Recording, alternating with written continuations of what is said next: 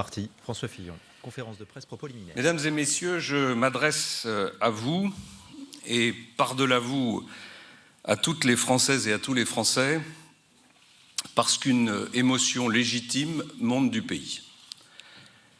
Je comprends les interrogations. Je comprends le besoin de me voir clarifier les choses. Et je vais le faire. Je vais le faire parce que je n'ai rien à cacher. Je vais le faire parce que je ne peux pas accepter les accusations infondées qui me prennent pour cible après 32 ans de vie politique, 32 ans sans aucun problème judiciaire, 32 ans d'éthique irréprochable. Je veux dire à tous mes compatriotes que pendant toutes ces années, j'ai œuvré pour mon pays sans jamais enfreindre la loi et sans jamais déroger aux valeurs qui sont les miennes. Aujourd'hui, candidat à l'élection présidentielle, je fais face à une attaque d'une violence inouïe, à ma connaissance, du jamais vu sous la Ve République. Autant le dire avec force et d'entrée de jeu, c'est le candidat de la présidentielle de la droite et du centre qui est visé aujourd'hui et j'assume toutes mes responsabilités.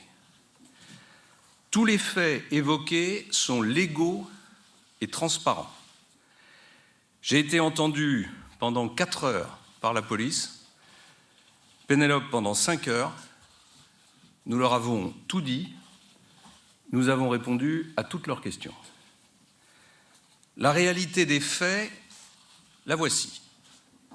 Oui, j'ai employé mon épouse comme collaboratrice. Elle a ensuite été la collaboratrice de mon suppléant.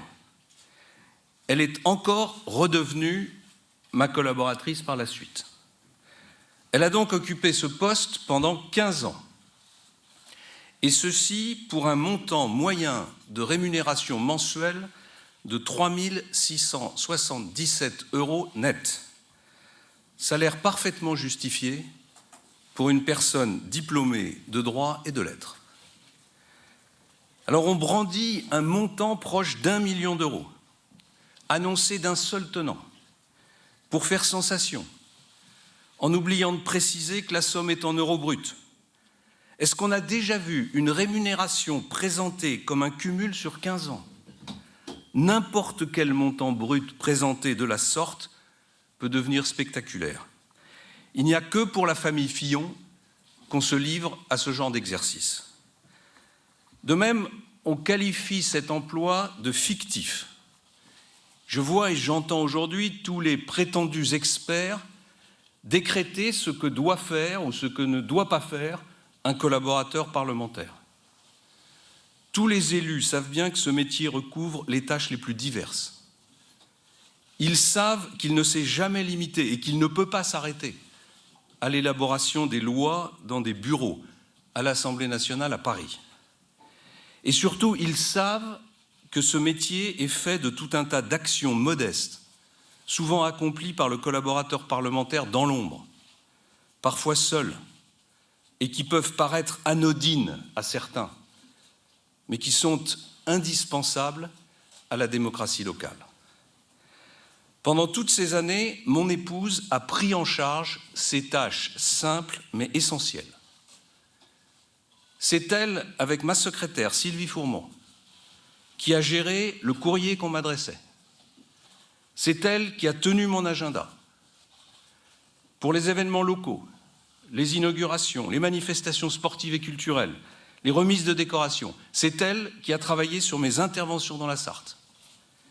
Elle m'a représenté dans des manifestations culturelles. C'est encore elle qui a reçu et renvoyé vers les entreprises de la région les CV et les demandes d'emploi que les Sarthois m'adressaient. C'est toujours elle qui a traité les réclamations de ces derniers lorsqu'ils rencontraient des difficultés administratives. Et la liste de ce qu'elle a fait ne s'arrête pas là. Son salaire était parfaitement justifié parce que son travail était indispensable à mes activités d'élu. Ce travail, elle l'a poursuivi auprès de mon suppléant quand, après avoir été élu, je suis devenu ministre. C'est moi qui l'ai voulu. J'ai absolument voulu conserver le lien avec ma circonscription. Et c'est mon épouse qui a tenu ce rôle essentiel. Alors on dit, pas de badge d'entrée à l'Assemblée nationale égale pas de travail. C'est pourtant le cas d'un très grand nombre de collaborateurs qui travaillent en circonscription. J'ai lu, pas d'adresse mail personnelle égale pas de travail. C'est vraiment méconnaître la réalité du travail des collaborateurs. Je sais aussi qu'on a beaucoup commenté la phrase de mon épouse soulignant qu'elle n'avait jamais fait de politique. Je rappelle qu'un collaborateur parlementaire travaille dans le domaine politique, mais que c'est le député qui fait de la politique, parce que c'est lui qui est engagé. Ce n'est qu'aux dernières élections, par goût de la vie publique locale et non pas de la politique nationale, que Pénélope a décidé de devenir conseillère municipale de Solesmes. On s'appuie sur une ancienne interview en anglais, là aussi sortie de son contexte, dans laquelle elle explique qu'elle n'a jamais été mon assistante. Oui, elle n'a jamais été ma subordonnée. Elle a toujours été d'abord et avant tout ma compagne de travail et ma collaboratrice. Pénélope n'a jamais revendiqué de rôle dans la lumière. Elle a exercé dans la discrétion, refusant de parler à ma place, comme l'ont fait certaines épouses d'hommes politiques. Et aujourd'hui, on retourne cette discrétion contre elle et contre moi. Eh bien, moi, je vous le dis, sa façon de faire était digne. Alors ne tirons pas d'une interview tout en pudeur un jugement qui détruit 30 ans d'engagement à mes côtés. Les faits encore. J'ai employé mes enfants, Marie et Charles, qui ont travaillé pendant 15 mois, en 2005 et 2006 pour Marie, 6 mois en 2007 pour Charles, comme collaborateurs parlementaires, pour un salaire mensuel net de 3 000 € en moyenne pour chacun. Rien n'était dissimulé. Tous les contrats de travail dont je parle sont strictement légaux. Les sommes perçues ont été strictement déclarées aux impôts, les revenus en découlant strictement imposés, et les montants des rémunérations strictement respectueux du crédit alloué à chaque parlementaire. Ce crédit, je veux vous le rappeler, lui permet de travailler avec qui il est le plus à même de réunir à la fois les compétences et la confiance nécessaires. Oui, mesdames et messieurs, tout cela était légal. Mais suis-je pour autant quitte sur le plan moral? Cette question éthique est si élevée, si essentielle, qu'elle me place face à ma conscience, et en réalité face aux Français, et à eux seuls. Ça n'est pas au système médiatique de me juger, c'est aux Français de décider. Le premier courage en politique, c'est de reconnaître ses erreurs. Collaborer avec sa famille en politique, c'est une pratique désormais rejetée par les Français. Ce qui était acceptable hier, à défaut d'être accepté, ne l'est plus aujourd'hui.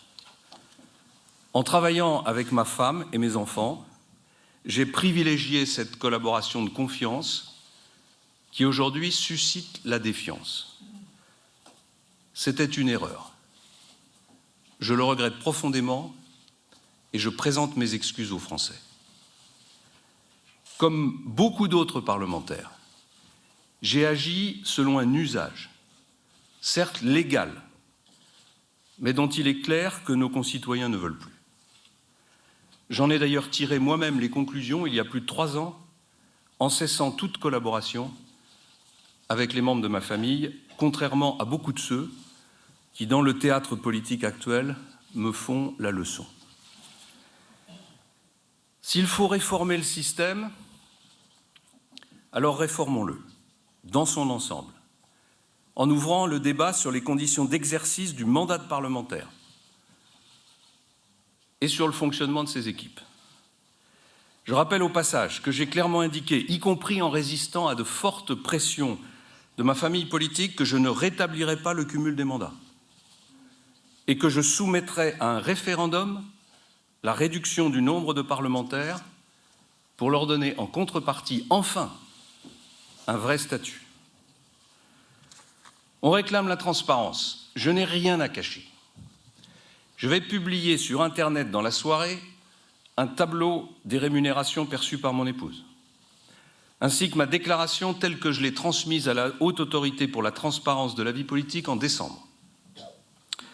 Mon patrimoine se résume à ma maison dans la Sarthe, évaluée à 750 000 €. Je possède en outre 44% de la nue propriété de la maison de mon père au Pays Basque, pour un montant de 134 000 €, et un tiers de la nue propriété de sa maison dans la Sarthe, soit 41 300 €.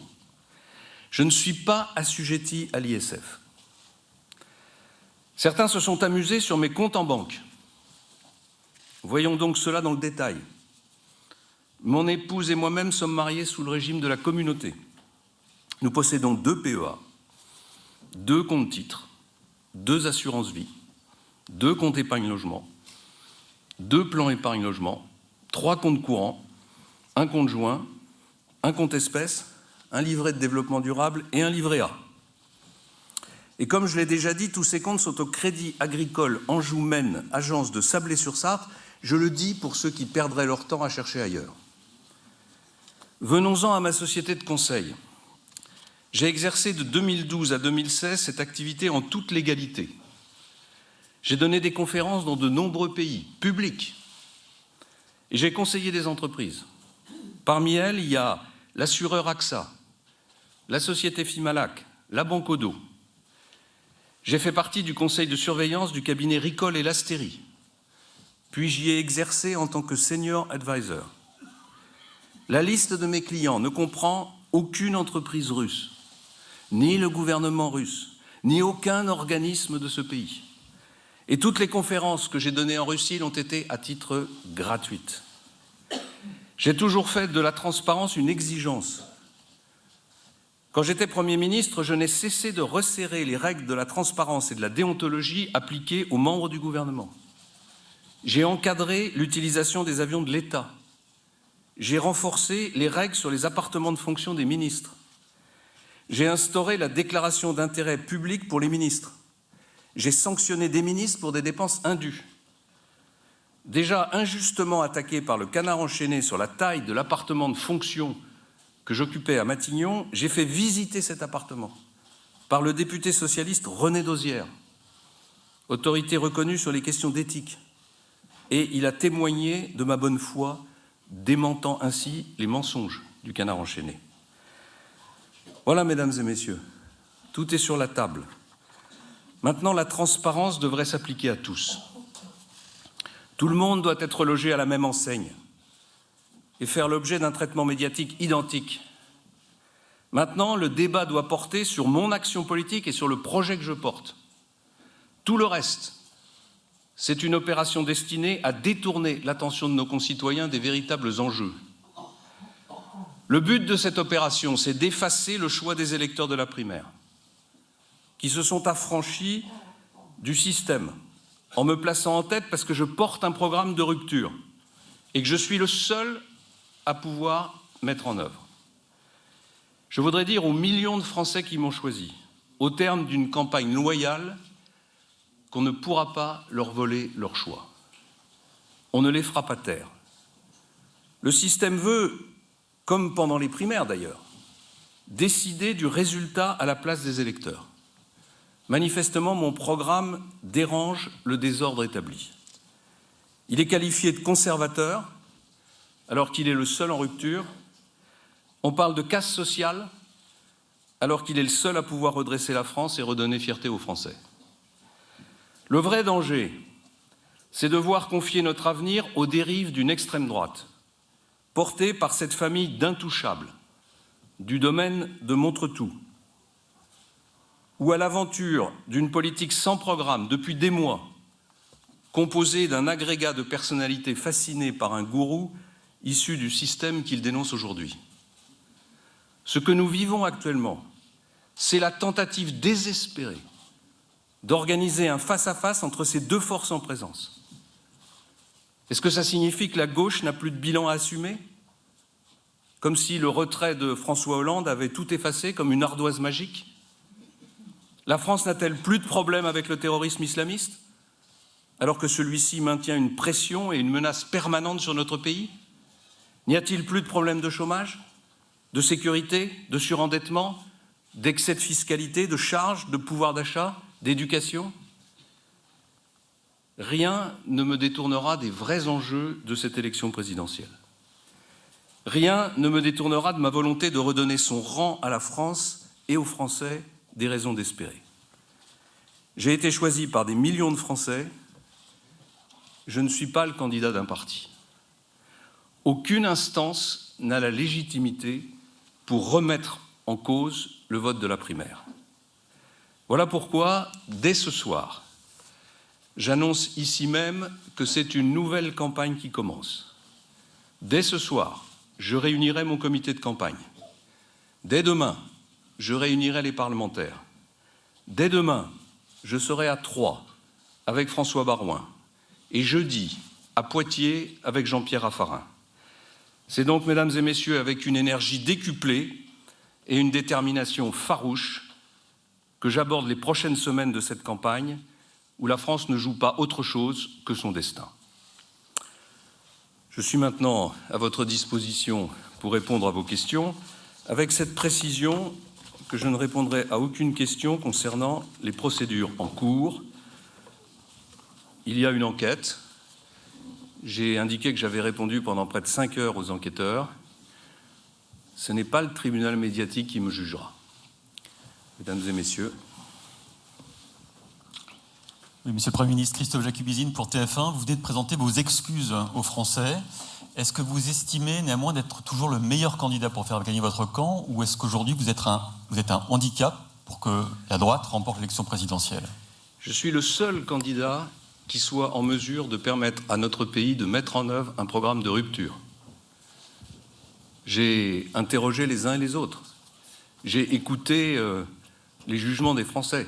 J'ai bien vu la réprobation qui concerne un grand nombre de nos concitoyens. Comment pourrait-il en être autrement après 10 jours de lynchage médiatique? Après 10 jours pendant lesquels seule l'accusation a eu la parole. Et quelle accusation? Je vous évite la liste de toutes les rumeurs. J'ai entendu récemment que, Premier ministre, j'avais fait classer ma maison au monument historique. Voilà, et je passe sur les autres.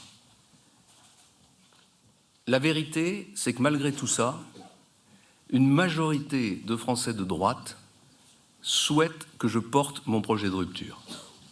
Parce qu'une majorité de Français de droite ne veut pas être confronté au choix entre M. Macron et Mme Le Pen, entre un programme d'extrême gauche qui ne pourrait que ruiner la France et un programme qui ne comporte rien d'autre que des affirmations sympathiques et des dépenses nouvelles. Oui, je suis aujourd'hui le seul candidat qui peut permettre le redressement national. Et donc je vais mener ce combat. Et comme vous l'avez compris, peut-être que la violence des attaques contre moi a renforcé ma détermination. Et que la colère froide qui est en moi aujourd'hui va me donner encore plus de force pour défendre ces arguments. Monsieur Fillon, bonjour, Guillaume Darret, France 2. Vous avez dit le 28 août dernier à Sablé-sur-Sarthe, je vous cite, « Il ne sert à rien de parler d'autorité quand on n'est pas soi-même irréprochable ». C'est vous-même qui avez prononcé ces mots. Est-ce qu'aujourd'hui, au vu de vos excuses que vous venez de faire aux Français, vous vous considérez toujours irréprochable et légitime pour demander aux Français les efforts que vous souhaitez leur imposer au vu de votre programme? Merci. Je vous l'ai indiqué, j'ai respecté la loi. Je suis un parlementaire ancien. J'ai été élu pour la première fois en 1981. C'est vrai que j'ai peut-être mis un peu plus de temps qu'il n'aurait fallu à comprendre et à entendre les évolutions de la société sur les sujets dont nous parlons. Pour autant, je n'ai pas enfreint la loi. Je n'ai rien à me reprocher quant au respect de la légalité. Et donc, oui, je considère que je suis aujourd'hui en mesure de mettre en œuvre un projet, y compris en ce qui concerne l'autorité du président de la République et de l'État. Alors après, vous me demandez, est-ce que je suis légitime pour demander des efforts aux Français? Mais ce n'est pas des efforts que je demande aux Français. Ce que je propose aux Français, c'est qu'il y ait un travail pour tout le monde. Ce que je propose aux Français, c'est qu'ils aient du pouvoir d'achat supplémentaire, Ce que je propose aux Français, c'est qu'ils soient en sécurité. Ce que je propose aux Français, c'est que la France se redresse. Ce que je propose aux Français, c'est de ne pas continuer comme aujourd'hui, dans une situation où on a 6 millions de personnes inscrites à Pôle emploi, où on a presque 9 millions de personnes au seuil de pauvreté, où on a 2 millions de jeunes entre 16 et 25 ans qui ne sont pas à l'école, qui ne sont pas dans une formation et qui ne sont pas dans un emploi, où la lutte contre le terrorisme, manifestement, n'a pas été conduite avec toute la vigueur nécessaire, notamment en ce qui concerne la politique étrangère de notre pays. Je ne propose pas aux Français des efforts, je leur propose de redresser le pays pour que chacun ait une chance. Monsieur Fillon, bonjour. Michel Urvois, Ouest France. Avez-vous la conviction ou plus la certitude qu'aucune décision de justice ne viendra contrarier votre stratégie? Oui, j'ai cette certitude, parce que je sais ce que j'ai fait, parce que je suis en accord avec ma conscience et parce que j'ai pratiqué la transparence totale vis-à-vis des enquêteurs. Je vous en prie.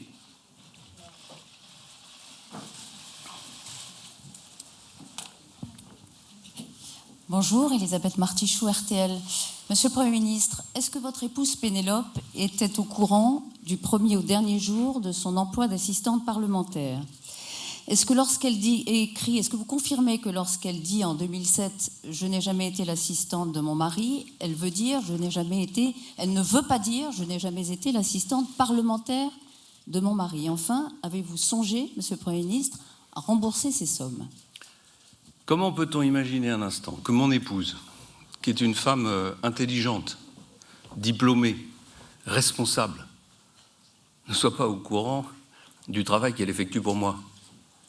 Comment peut-on imaginer un seul instant que mon épouse, qui a collaboré avec moi depuis près de 30 ans, principalement dans le département de la Sarthe et dans ma circonscription, puisse l'avoir fait à l'insu de son plein gré?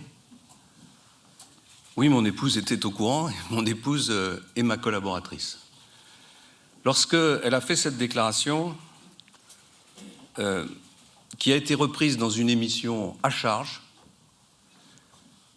où on a sciemment pris des morceaux de phrases, retirés de leur contexte.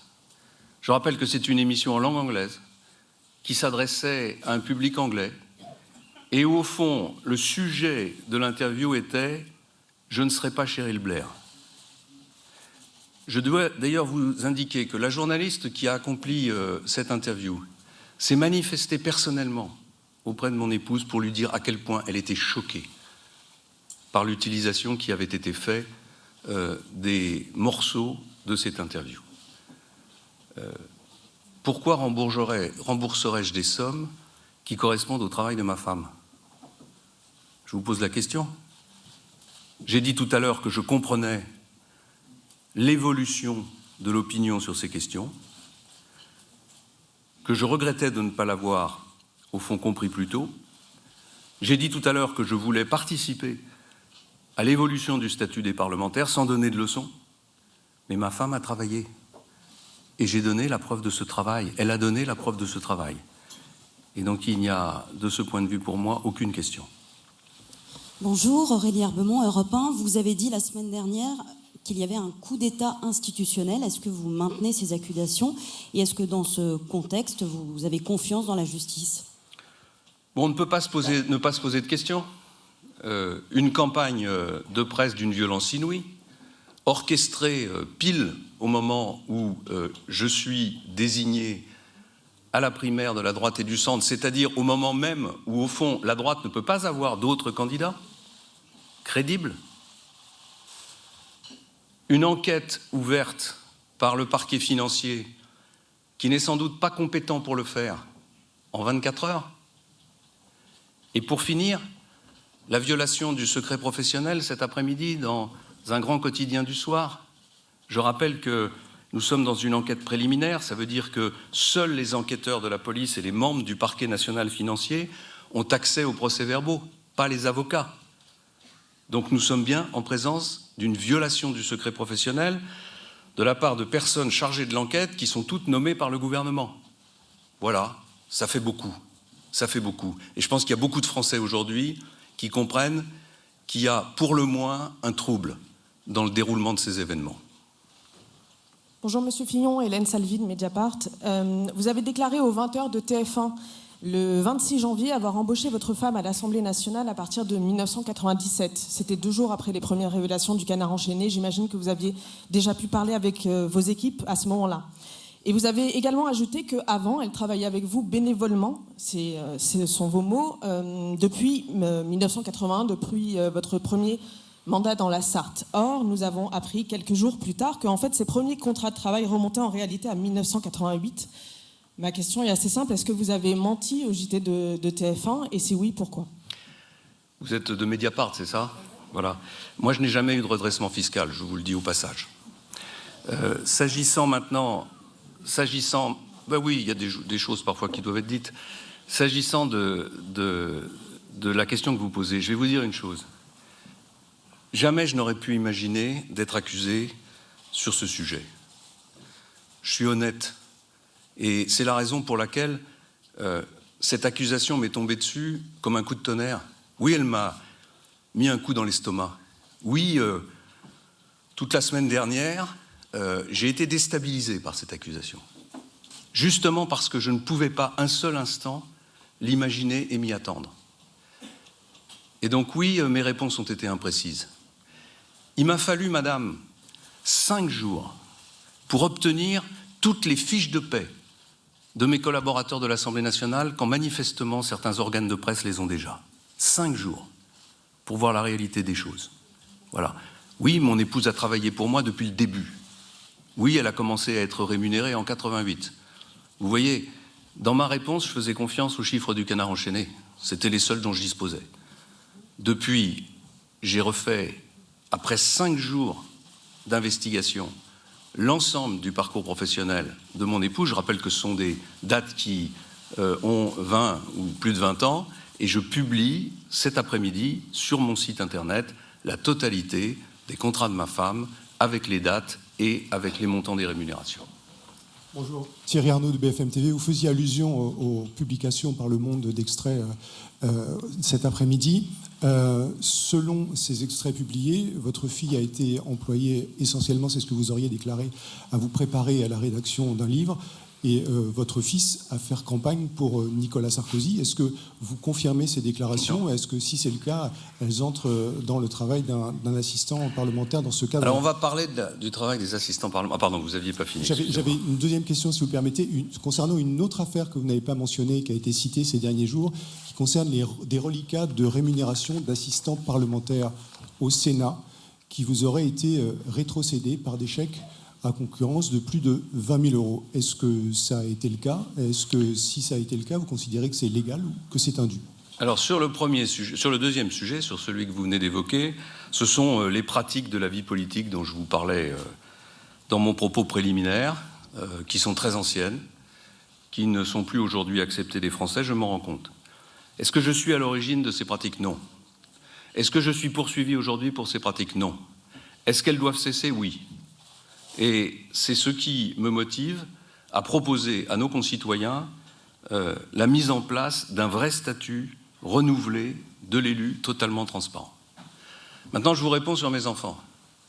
Mon fils n'a jamais participé à la campagne présidentielle. J'ai indiqué aux enquêteurs qu'il avait constitué des bases documentaires pour me permettre de préparer le projet politique qui a été le nôtre et pour me préparer à être pendant 5 ans Premier ministre, notamment sur les questions institutionnelles. Quant à ma fille, elle a travaillé sur beaucoup de sujets, mais en particulier sur la base documentaire permettant d'écrire ce livre. Et ça me donne l'occasion de faire une mise au point sur le travail des collaborateurs parlementaires. Il y a dans notre pays, je vous le rappelle, une séparation des pouvoirs. Personne n'a le droit, je dis bien personne n'a le droit de juger du contenu du travail des attachés parlementaires. Personne, sauf le député. Le député est seul maître de son recrutement, du niveau de salaire dans la limite de l'enveloppe de la destinée à payer les collaborateurs parlementaires. Il est le seul maître du contenu du travail. Il est le seul maître du lieu de travail et des horaires. Et en raison de la séparation des pouvoirs, personne n'a le droit de contrôler ce travail. La justice a le droit de contrôler qui a un contrat de travail, elle a le droit de contrôler qui a un travail effectif, elle n'a pas le droit de porter de jugement sur le contenu de ce travail. Et donc oui, ma fille avait tout à fait la possibilité de travailler à une base documentaire qui m'a permis d'écrire un livre qui est un livre politique, qui est un livre qui d'ailleurs pose des questions institutionnelles. Certaines avaient fait même du bruit à l'époque puisque j'avais proposé la suppression du Premier ministre et j'étais parfaitement dans mon rôle et elle dans le sien. Julien Arnaud, LCI. Vous avez dit tout à l'heure c'est une nouvelle campagne qui commence. Est-ce que du coup, après vos propos, vous vous dites je vais réussir à resserrer, à resolidariser mon camp, les Républicains, et face à tous ceux qui auraient peut-être une petite voix dissonante, on entend beaucoup de plans B, de pétitions qui sont lancées, quelles sanctions, quelles conséquences? Plan B, on a vu qu'il n'y en avait pas. Je crois qu'un de mes amis a utilisé une belle formule. Plan B, c'est plan Bérésina. Ceux qui ont réclamé que je me retire de cette compétition sont peu nombreux, en tout cas pas majoritaires. Beaucoup d'entre eux étaient des hommes et des femmes qui ne m'avaient pas choisi à la primaire et qui peut-être n'ont pas totalement accepté le résultat de cette primaire. Mais c'est pas ça qui compte. Ce qui compte, c'est les messages de soutien que j'ai reçus. Ce qui compte, c'est la solidité de l'électorat de droite. Et ce qui compte, c'est les hommes et les femmes qui seront autour de moi dans 1 heure pour présider le premier comité stratégique de ma campagne. Vous aurez la liste de ceux qui seront présents autour de cette table. Il y aura toutes les personnalités qui comptent dans ma famille politique. Monsieur le Premier ministre, Nathalie Saint-Cric, France 2, vous aviez demandé 15 jours, il y a quelques jours. Si vous chutez dans les sondages au risque de faire perdre votre famille politique et de ne pas être présent au 2e tour, est-ce que vous pourriez revenir sur votre décision d'aujourd'hui? Vous savez ce que je pense des sondages. Tout le monde dit ça. Oui, mais moi je le dis avec une expérience qui est assez forte, n'est-ce pas? Puisque je vous rappelle quand même que pendant 2 ans, vous m'avez expliqué que je n'avais aucune chance de gagner la primaire. Aucune. Sondage à l'appui. Donc ce ne sont pas les sondages qui me feront changer d'avis en quoi que ce soit dans la décision que je viens de prendre. Non, madame, rien ne pourra me faire changer d'avis. Je suis candidat à l'élection présidentielle et je suis candidat pour la gagner.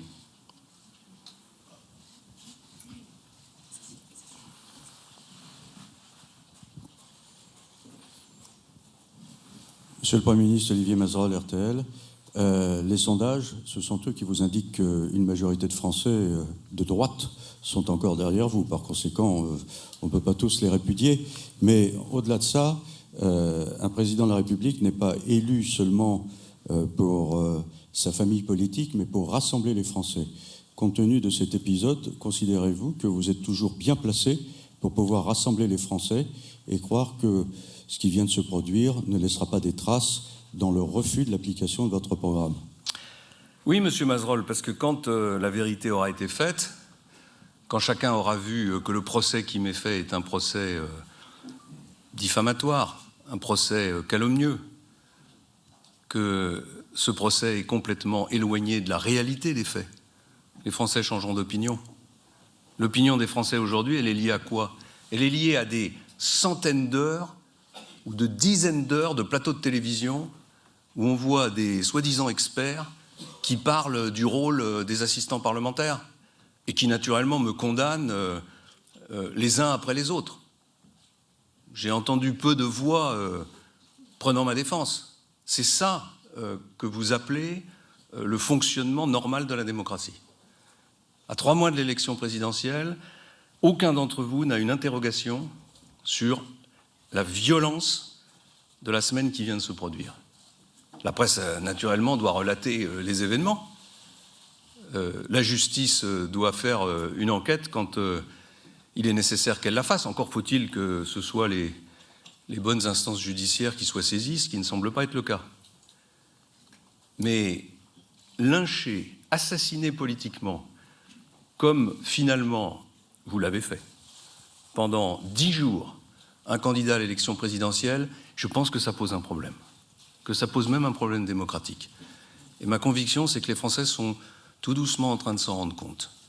Et que vous en avez un peu trop fait, et qu'aujourd'hui, beaucoup de Français considèrent, à cause de la violence de ces attaques, à cause du manque d'équilibre dans les jugements qui ont été portés, que finalement, il faut soutenir le candidat qui porte le programme de rupture et qui est le seul à pouvoir porter les valeurs de la droite. Oui, Monsieur Fillon, bonjour.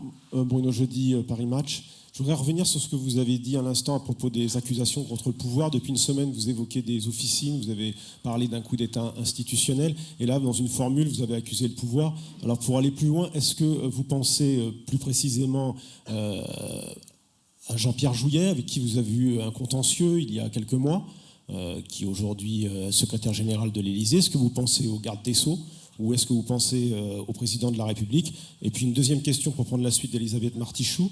Vous évoquiez une émotion légitime qui monte dans le pays en début de conférence de presse. Vous avez détaillé la légalité des emplois familiaux de votre épouse et de vos enfants. Est-ce que vous avez envisagé de rembourser une partie des sommes ou l'intégralité de la somme? Certains de vos amis ont même imaginé que vous puissiez faire un geste une fois sorti de la procédure. Merci. Je crois avoir déjà répondu à cette question. Ces sommes ont été normalement gagnées par mon épouse et mes enfants qui ont travaillé.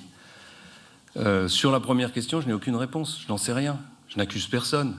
Je dis simplement que les faits sont troublants. Pourquoi monter maintenant cette opération contre moi? Pourquoi il n'y a pas 3 mois, 4 mois, 6 mois?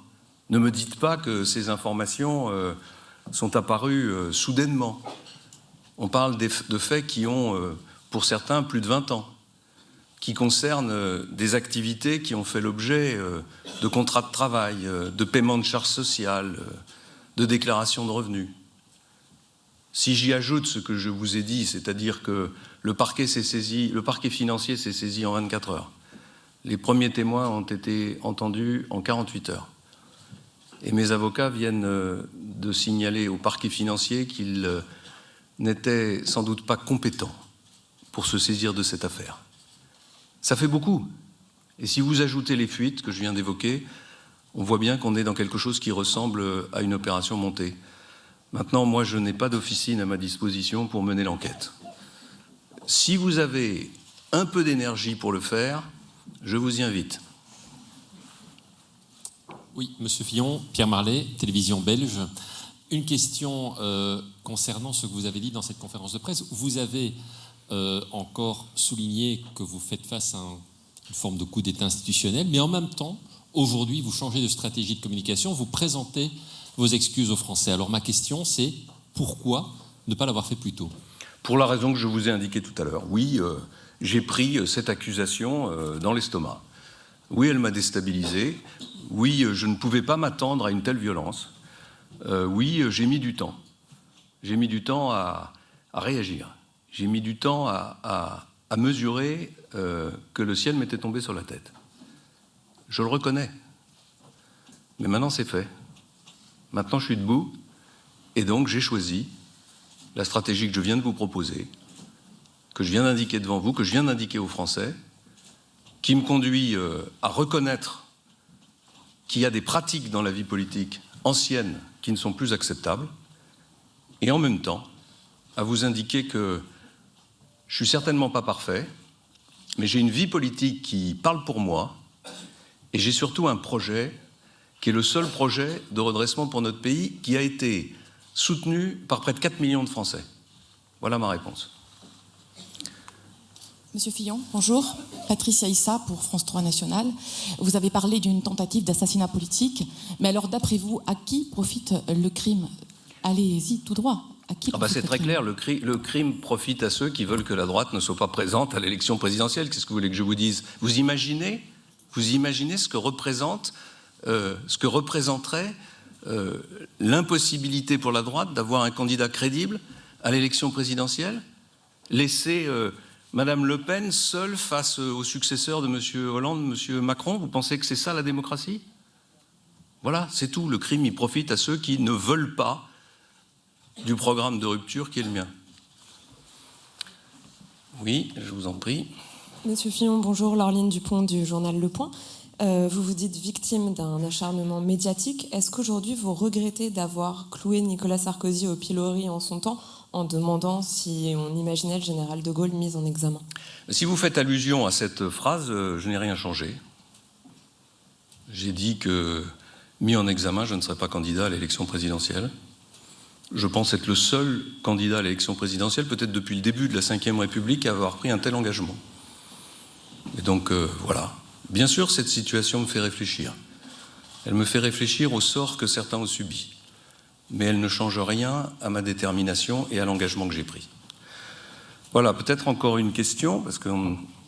Allez-y, je vous en prie, je ne sais pas. Bonjour, Jean-Rémy Baudot, BFM TV.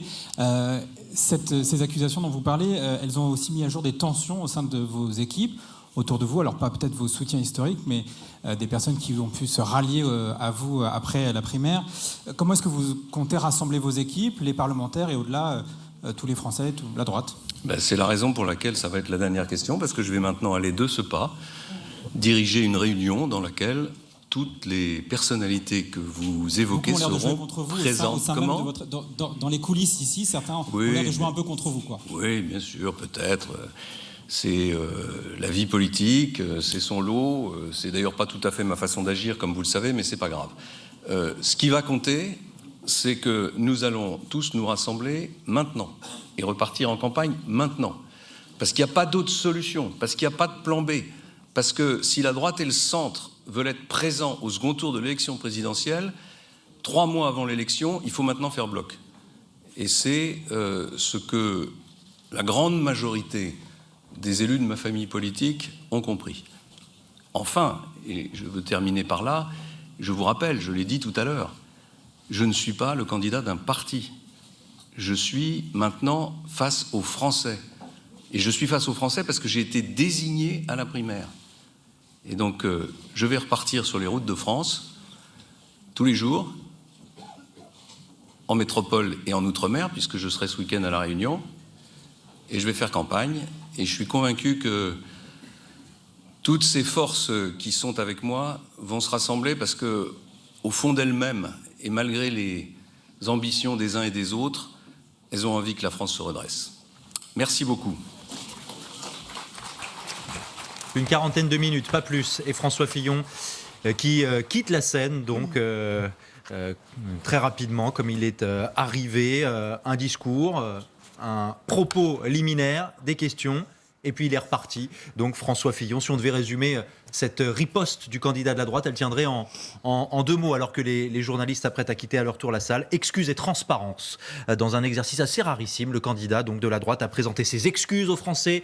Il a reconnu ses erreurs, mais concernant sa femme et ses enfants, il n'y a rien d'illégal, ajoute François Fillon. Alors pour convaincre les Français, il va publier l'intégralité de ses biens, de ses comptes, ceux de sa femme également, sur Internet. La transparence est une exigence, a dit François Fillon, qui a pris la peine de répondre aux questions.